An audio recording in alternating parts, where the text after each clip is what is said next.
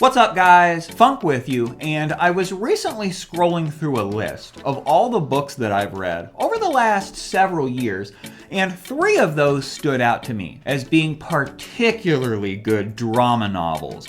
These are 3 of the best books that I've ever read. They've had an impact on me, and they caused a huge emotional uprise. Make sure you subscribe to the channel if you love to read novels, and you can support this channel by hitting the like button below. Recommendation number 1 is on Where the Crawdads Sing by Delia Owens. In Where the Crawdads Sing, Kaya Clark is known as the Marsh Girl in her local community, and she lives in a shack in the woods with her father, basically a swamp woman is she.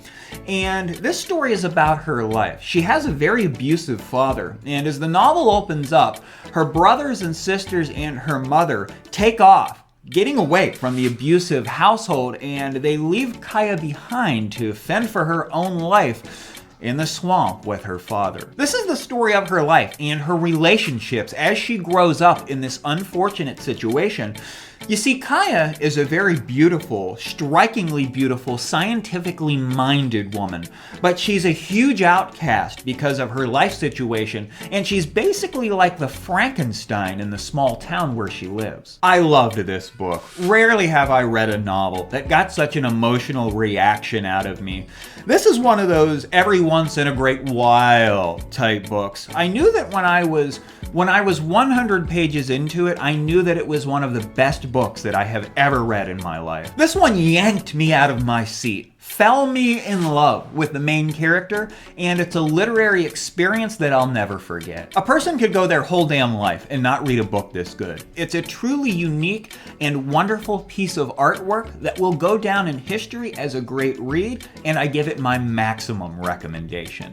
Recommendation number 2 is another lovely, beautiful dramatic work. It's called This Tenderland by William Kent Kruger. It's 1932, and 12-year-old Odie O'Banion and several of his friends, our beloved cast of characters, are on the Gilead River in a canoe. They're running from the police. They're wanted for kidnapping, theft, and murder. They've just escaped from an abusive juvenile group home kind of place for Native American children, and this is the story of their lives on the run and the relationships they have among themselves as well as friends and enemies along the way. Talk about drama. This novel gave me a very similar reading experience as Where the Crawdads Sing. It's a poetic story about children that have it extremely rough, and I found myself deeply concerned with their story, and I found it an extraordinary ride. You will love these characters, and you will be overwhelmed by their plight if you read this book. It's a fast and easy read, but a vivid and wonderful read as well. You will be stirred from within. You will be filled with warmth and empathy.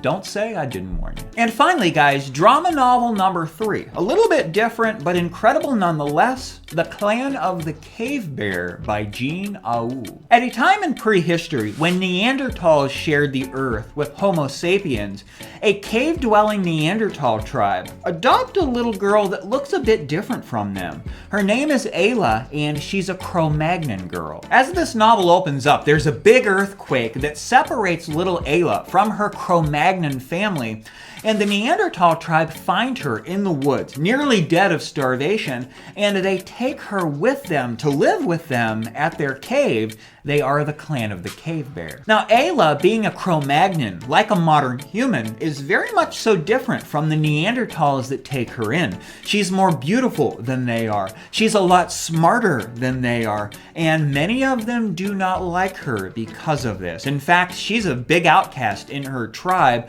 but she has a few sympathizers as well, like Kreb, the old medicine man. This is basically a prehistoric coming-of-age story, and it's a struggle for Ayla, a Cro-Magnon girl among Neanderthals. Ayla is a character that I became quite attached to. The reader comes to have a protective outlook for Ayla, or at least I did, and I was as committed to her cause as any other fictional characters that I've ever read. The author, Jean Au, does a great job speculating about what life might have been like for many different Homo sapiens and other peoples that were around during that time. This is a character-driven novel, and I don't think that in that way Jean Aoul could have done any better. Ayla comes to have a few people that work as her family, as her safety net in this large group, and I just loved reading about their lives and the burdens that they had to bear. It's a remarkable book, one of the best books that I've ever read, and possibly the best drama novel that I've ever read, period. It's truly incredible. And there you have it, guys. The 3 best dramatic novels that I've read over the last several years. These really, really stand out and are way above and beyond even the better novels that I've read over that period of time. I hope that you enjoy them. If you pick them up, I give them my maximum recommendation. Thanks for joining me, guys. I'll see you next time.